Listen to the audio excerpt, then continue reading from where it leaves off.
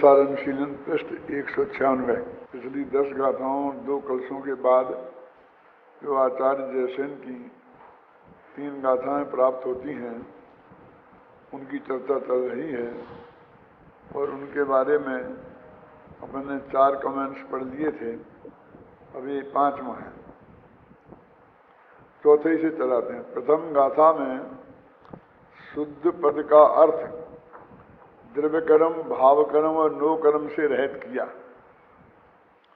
और तीसरी गाथा में शुभाशुभ संकल्प विकल्पों से रहित किया।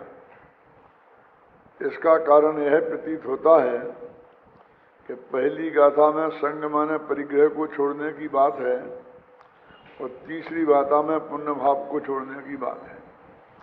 संग में बाह्य पदार्थ और रागादि विकार सभी आ जाते हैं, द्रव्य कर्म और भाव कर्म और नो कर्म में भी सभी बाह्य परिग्रह और रागादि भाव रूप अंतरंग परिग्रह ये सभी आ जाते हैं।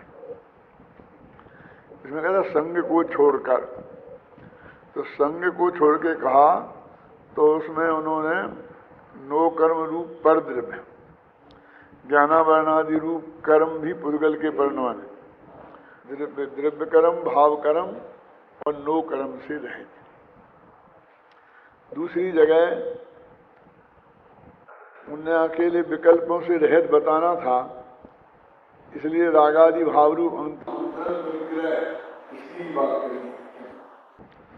अब 125वीं गाथा में यह कहा था, ये जो 3 गाथाएं हैं ना उन पीछे उन पे कमेंट चल रहे हैं कि क्रोध में उपयुक्त आत्मा क्रोध है, मान में उपयुक्त आत्मा मान है, माया में उपयुक्त आत्मा माया है और लोभ में उपयुक्त आत्मा लोभ है।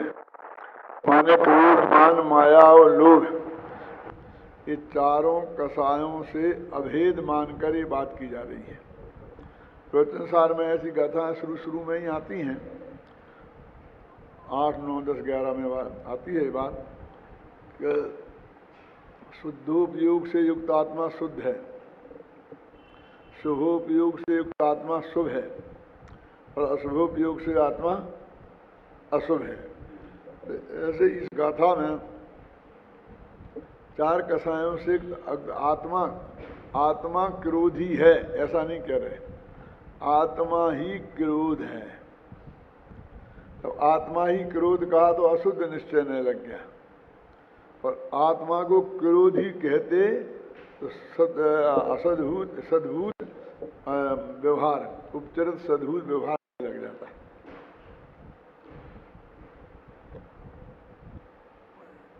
ये 126वीं गाथा में यह कहने वाले हैं कि जो आत्मा जिस भाव को करता है उस भाव का कर्ता होता है और ज्ञानी के सर्वभाव ज्ञानमय होते हैं और अज्ञानी के सभी भाव अज्ञानमय। 125वीं गाथा में क्रोधादि रूप अज्ञानमय भावों की बात तो आ गई थी, पर ज्ञानमय भावों की बात नहीं आई थी। अतः उन उक्त 3 गाथाओं में ज्ञानमय भावों की चर्चा की गई। आगे अगली जो गाथा में क्या कहने वाले हैं, अब ज्ञानमय भावों की बात करने वाले हैं। तो पिछली गाथाओं में जिनके बाद ये 3 गाथाएं लिखी हैं, अज्ञानी के सभी भाव अज्ञानमय होते हैं, ये बात तो बहुत विस्तार से आ गई थी कि ज्ञानी के भाव ज्ञानमय होते हैं, ये नहीं आई थी। तो अब गाथाओं में आगे वो आने वाली बात है, इसलिए वहाँ पर क्रोध माने आत्मा क्रोध है, मान वाला आत्मा मान है, मान से माया से परिणमित आत्मा माया है, ये चर्चा वहाँ पर इसलिए की है। देखो 65वां कलश, 65वां कलश माने कि हर जीव में प्रणमन की शक्ति स्वभावभूत है और उसमें किसी प्रकार के अंतराय की संभावना नहीं है। कोई निमित्त होता है और कोई निमित्त नहीं होता है, उससे कोई फर्क नहीं पड़ता है, लेकिन कोई जीव उसके प्रणमन को रोक दे ऐसी ताकत किसी भी द्रव्य में नहीं है। इसका नाम है निरंतराय। और जो पुद्गल के बारे में निर्विघ्न कहा था, निर्विघ्न, अंतराय और विघ्न लगभग एक ही चीज है। तो कहते हैं कि प्रत्येक द्रव्य का परिणमन स्वभाव है, वो किसी कर्म के उदय से परिणमित नहीं होता। राग रूप परिणमित हुआ, उसमें कोई कर्म निमित्त हो सकता है, लेकिन राग रूप परिणमित होने में दो चीजें हैं, एक परिणमित होना और एक राग रूप होना। तो उसमें से वो परिणमन तो उसका स्वभाव है, और राग रूप होना ये औपाधिक भाव है, क्योंकि ये नैमित्तिक भाव है, इसलिए ये विभाव है। उस राग में निमित्तता है कर्म के उदय की, परिणमन में निमित्तता नहीं है। पर अपन ऐसी भाषा बोल रहे हैं कि राग रूप परिणमन, अब इसमें रागादिक निमित्त हैं, तो वो परिणमन अपने वो परिणमन में निमित्त समझ लेते हैं। क्या फिर एक दफे कहता हूं, ध्यान से सुनना, कि एक है परिणमन होना, एक काम, और एक है राग रूप होना, दो काम है। तो वो कहते हैं परिणमन में पर के निमित्त की रंचमात्र आवश्यकता नहीं है, और राग रूप होने में जो कर्म के उदय है, जो मान लो लोभ नामक कर्म का उदय, माया नाम का कर्म का उदय, और जो जो रति शोक जो भी है उसमें, उन कर्मों के उदय के निमित्त की अपेक्षा है।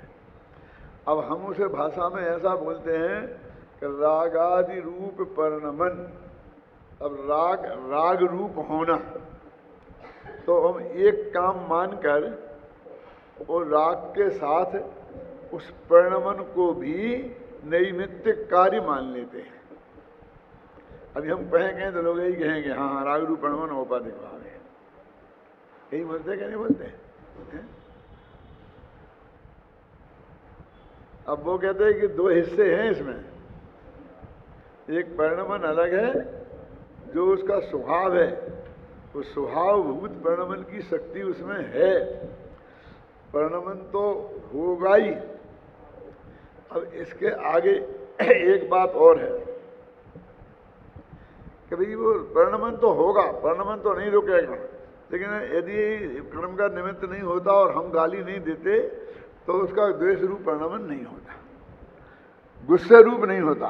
होता तो परिणमन, चारित्र गुण है तो उसका परिणमन तो रुकता नहीं, क्या है?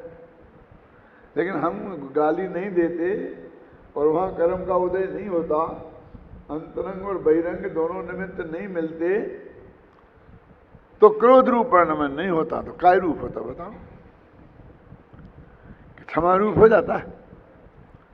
हम बोले हाँ सही बात है, ऐसे ही हो जाता कि क्षमा में तो किसी कर्म का निमित्त नहीं चाहिए, और निमित्त भी चाहिए तो क्षय रूप निमित्त चाहिए, क्षयोपशम रूप निमित्त चाहिए। लेकिन कहते हैं कि वो भगवान आत्मा में रागादि रूप परिणमन करने की भी शक्ति है, इसका नाम विभाव शक्ति है। एक परिणमन शक्ति, एक वैभाविक शक्ति, ये दो मिलके वो रागादि रूप परिणमन हो जाता है। अब आप एक कहें कि नहीं वो नहीं होता, तो अब वो अज्ञानी की बात चल रही है, जरा समझना, बहुत मार्मिक पॉइंट है राजेंद्र कुमार जी। तो फिर वो क्षमा भाव रूप परिणमित हुआ था, और सम्मत संग के अंदर क्षमा होती नहीं, और सम्मत संतोष है नहीं, क्यों क्या होता बोलो? एक तो ये प्रश्न ही बेहुदा है कि कर्म का उदय नहीं होता और सामने वाला गालियां नहीं देता, ये काल्पनिक है, ख्याल में ना। खैर इसे अपन मान लो, तो वो कहते हैं कि जब वो सम्यक दृष्टि नहीं है तो उस वक्त इसके विभाव रूप परिणमन की ही योग्यता है, समझ गए ना? तब तक वो विभाव रूप मंद क्रोध रूप होगा, तीव्र क्रोध रूप होगा, समझिए ना? वीतराग भाव रूप परिणमन होने की क्षमता ही नहीं इस वक्त उस पर्याय में, पर्यायगत योग्यता, स्वभावगत योग्यता की बात नहीं है क्या? जब तक सम्यक दर्शन नहीं हुआ तब तक किसी भी जीव के में उत्तम समाधि भावों रूप परिणमित होने की योग्यता ही नहीं है।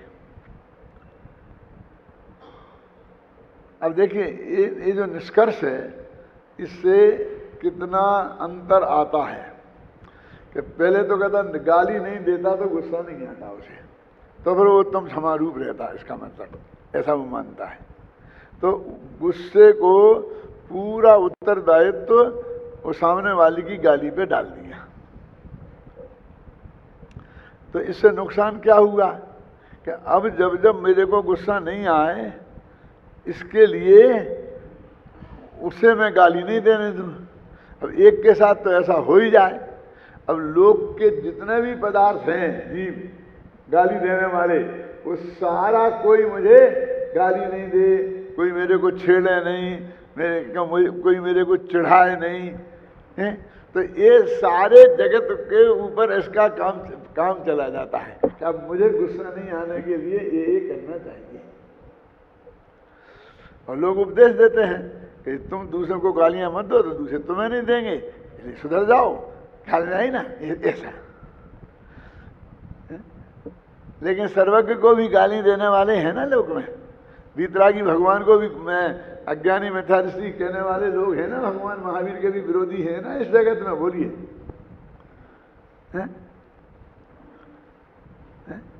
माने ये उपाय जिसकी तरफ हम मुड़ रहे हैं वो सही नहीं है। वहां से हटाने के लिए आचार्य ने कहा भैया ये तो बहिरंग निमित्त है, इसमें क्या दम है, अंतरंग निमित्त तो कर्म का उदय है, तो कर्म का उदय भी जड़ है। अब उसको हटाने में लग गए तो एक को जड़ को हटाएगा, दूसरे जड़ को हटाएगा, और वो मिथ्या तो हटे बिना हटना नहीं है, और मिथ्या तो इस मान्यता के साथ हट ही नहीं सकता, क्यों पर में पर का कर्तव्य तो नाम के उसी तरफ प्रयत्न करना है ना। मिथ्या तो नामक कर्म भी तो पर ही है ना, पुद्गल ही का बना हुआ है ना।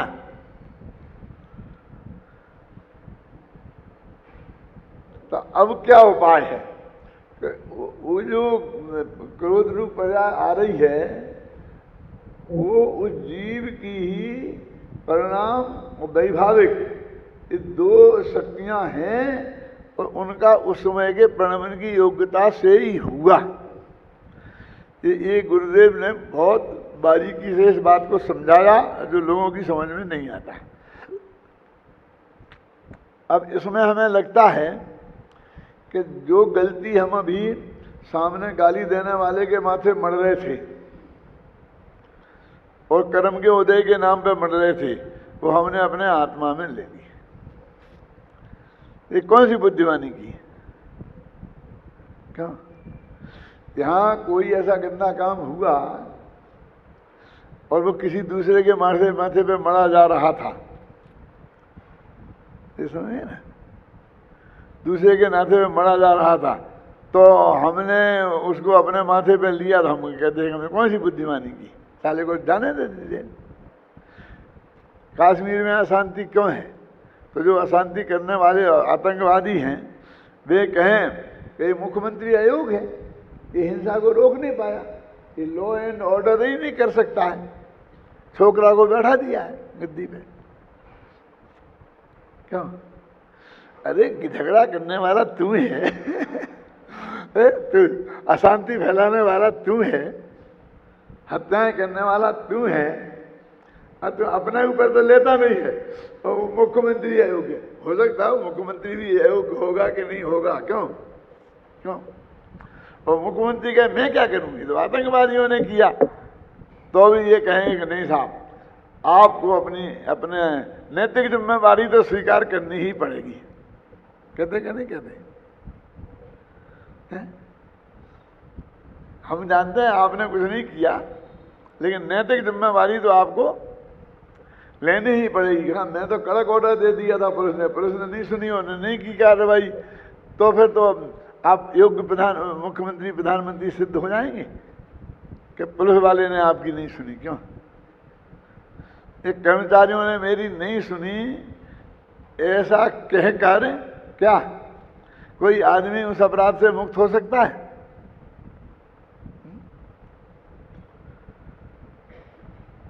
तो वो कहते हैं, इसे ऐसा डर लगता है कि जबरदस्ती जो दूसरों के माथे पे सारा जगत मान रहा है, काय को अपने अंदर मोह राग द्वेष के भाव हो रहे हैं, क्रोध आदि, उनके लिए जिम्मेवार कर्म के उदय को सामने वाले को मान रहा है और इसे जबरदस्ती ये अपने माथे पर चेंटा रहे हैं और अपने को ज्ञानी कहते हैं। अरे ज्ञानी तो जगत में उसे कहते हैं कि अपन ने भी हत्या करी हो तो दूसरे के माथे मर जाए और जीत जाए अपन जा करके, क्यों? अच्छा वकील तो उसे कहते हैं। और ये तो खुद ही कह रहे मैं स्वीकार करता हूं इनकी कोई गलती नहीं है। कर्म बेचारे कौन भूल मेरी अधिकाई, अग्नि सहे घन घात लोहे की संगति पाई। लेकिन आचार्य क्या कहते हैं सुनो, कि एक कह के हमने कुछ खोया नहीं है, कुछ पाया है। क्या पाया भैया तुमने गलती स्वीकार करके?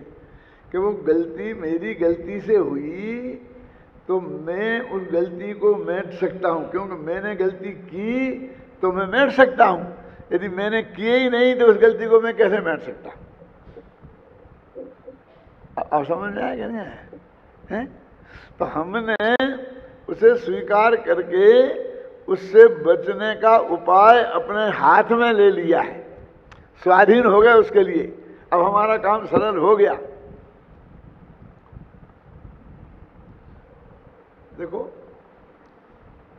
एलर्जी होती है ना, एलर्जी है तो खाने पीने की चीज़ों से होती है, दवाइयों से होती है और बाहर के एनवायरनमेंट से होती है, धुआं हो धूल हो इनसे होती है, इन सब चीज़ों से होती है। 3 तरह की एलर्जी होती है। तो जब कोई एलर्जी से बीमारी, हमको कोई जुकाम हो गया, सर्दी हो गई, खुजली हो गई, ये सब एलर्जी की बीमारियां हैं 99%, और कारणों से भी हो सकती हैं 1%। तो हम डॉक्टर से पूछते हैं कि डॉक्टर साहब ये बताओ हमें कि ये हमने क्या गलती की, इसकी वजह से ये हुई। तो वो कहते हैं तुमने कुछ गलती नहीं की, हम दवाई दे रहे हो, चुपचाप खा लो, वो ठीक हो जाएगी। तो समझदार आदमी को संतोष नहीं होता। वो कहता अब तो हम बहुत बुरी हालत में फंस गए कि हमारी गलती के बिना ही हम बीमार हो जाते। अरे हमारी गलती बताता तो हम उसे सुधार लेते और अगले साल बीमार नहीं होते। क्यों? वो ये बताना चाहे तुम तो हमारी गलती बताओ, क्यों बताओ, और वो डॉक्टर गलती बताए क्यों, वो हमारे हित में है कि नहीं बताए वो हमारे हित में है। वो ये कह कि जरा एलर्जी की जांच कर लेते हैं, देख लेते हैं, इन चीज़ों के खाने से तुम्हें एलर्जी है, छोड़ दो, होंगे तैयार है।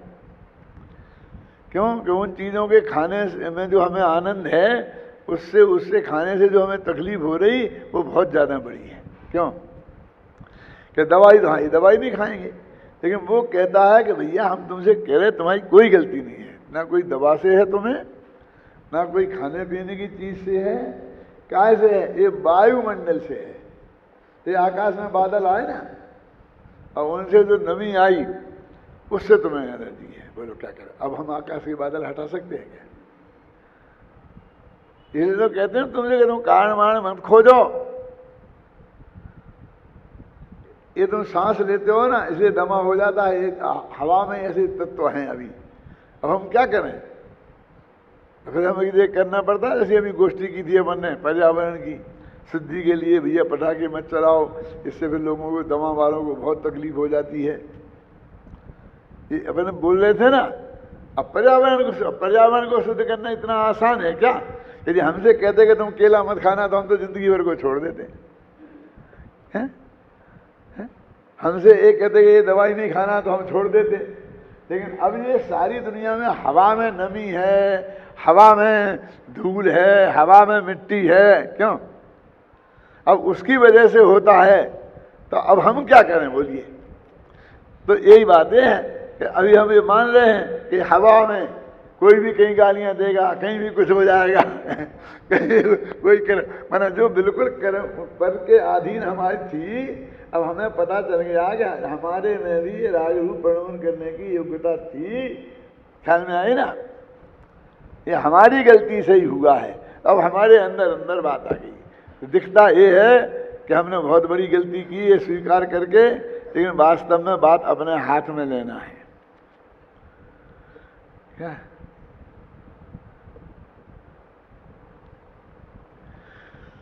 अब वो कहते हैं कि यदि हमारी गलती से, पर्यायगत योग्यता की गलती से यदि ये हुई है तो पर्यायगत योग्यता ऐसी बनी रहेगी और वो होता रहेगा। सबसे समस्या तो ये है ना।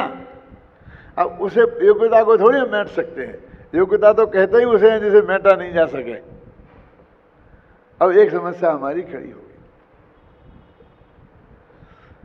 अब गुरुदेव श्री जो इसका जवाब देते थे बहुत ही गजब का था वो लोगों के गले उतरना बहुत कठिन है। वो कहते थे, कौन है, तुझे ये बात स्वीकार है? यदि तेरी ये बात स्वीकार है तो तेरी भविष्य की पर्यायों में ऐसी पर्यायगत योग्यता होगी ही नहीं। ख्याल नहीं ना? जब नहीं होगी तभी तुझको ये बात स्वीकृत होगी। आया कुछ समझ में? नहीं आया? वो ये कह रहे हैं कि इलाज तो बस तेरा मानने में ही हो गया, क्योंकि अब तेरी उस रूप परिणमित होने की योग्यता ही नहीं होगी भविष्य में। गुरुदेव का प्रसिद्ध उदाहरण है, कभी वो कहता है केवली के ज्ञान में जैसा देखा होगा वैसा ही होगा। वैसे हमारे यदि केवली भगवान ने अनंत भव देखे हैं तो हम उनमें से एक भी कम नहीं कर सकते। बोलो ये बात 100% सही है? क्यों? तो वो कहते गुरुदेव कि बात तो 100% सही है, लेकिन कौन है, किसके लिए सही है? तू जो ये कह रहा है कि केवली भगवान के ने देखे होंगे, तो तुझे केवली की श्रद्धा है कि नहीं? बोल बता। कि वैसे ही गप ठोक रहा है, क्योंकि हम कहते हैं तो हमारा गला बंद करने के लिए बोलता है कि केवली भगवान ने हमारे अनंत भव देखे होंगे। क्या तुझे उस केवली भगवान का स्वरूप ख्याल में है? तू जानता है कि कोई केवल ज्ञान ऐसा होता है? हाँ, कह रहा हूं ना कि मैं मानता हूं। अरे तू मानता होता तो तेरा ऐसा प्रश्न ही खड़ा नहीं होता। क्यों? कि जिसके ज्ञान में केवल ज्ञान का स्वरूप आता है, समझना, जिसको केवल ज्ञान समझ में आता है उसके अनंत भव होते ही नहीं है। केवली क्या देखेंगे? जब वो अनंत भव नहीं, भव के अंत का काल आता है तब ही उसे केवल ज्ञान की श्रद्धा, केवल ज्ञानी की नहीं, केवल ज्ञान की श्रद्धा होती है।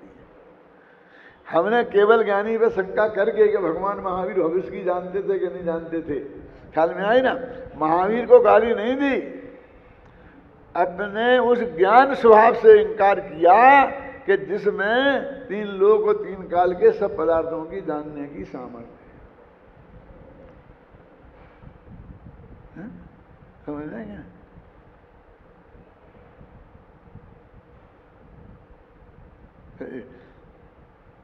कितने लोगों तक पहुंची मेरी बात मुझे अंदाजा नहीं लग रहा है, फिर एक दफे इसलिए बोलता हूं। क्या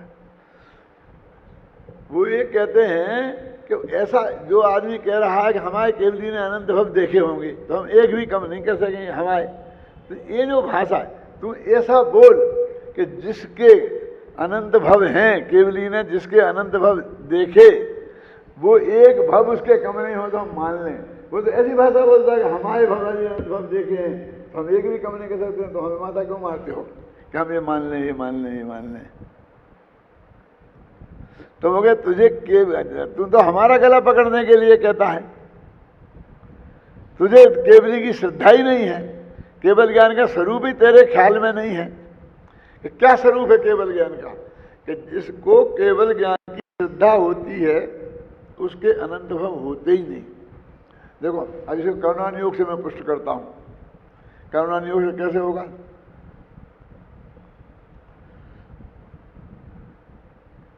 वो बोलते ना कौन सी लब्धि कि जिसके इतने भव रह जाते हैं तभी उसके बात समझ में आती है, जाता ना, ध्यान नहीं आ रहा। करुणान योग कही है जो वो समझाते हैं ना, ये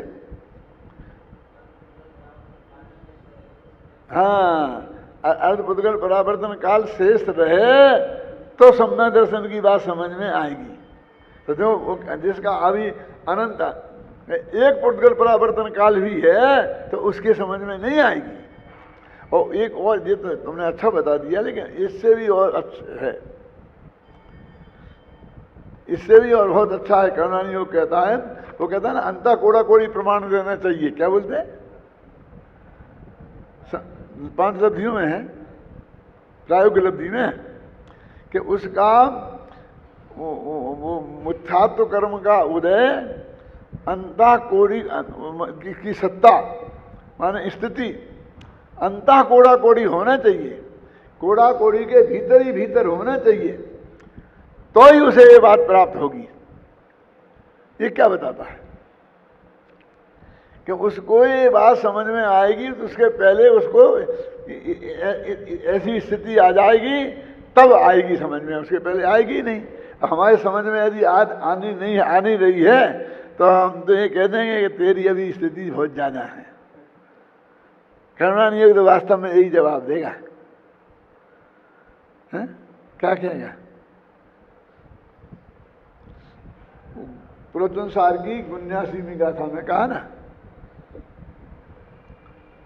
79वीं गाथा में क्या कहा कि ये जिसकी समझ में ये बात नहीं आ रही है उसके क्या भव है, क्या है? हाँ, दुख संकट निकट है। ये मार्मिक बात है, उसके महादुख संकट निकट है, इस टीका में पढ़ा है। तो महादुख कौन सा है, महासंकट कौन सा है? निगोद में जाना, इससे बड़ा तो दुख और संकट कोई जगत में है ही नहीं। यानी वो जल्दी से जल्दी निगोद में जाना है। पुण्य पाप में अंतर नहीं, ऐसा कुछ प्रकरण चल रहा है ना, ये बात उसकी समझ में नहीं आ रही है तो उसके महादुख संकट निकट है। क्या कह रहे हैं? ये मनुष्य गति तुमने प्राप्त की, हमने प्राप्त की ना, वो ये बात हमारी समझ में नहीं आई इस भव में, तो समझ लेना हमारे लिए महादुख संकट निकट है, माने निगोद पास में है।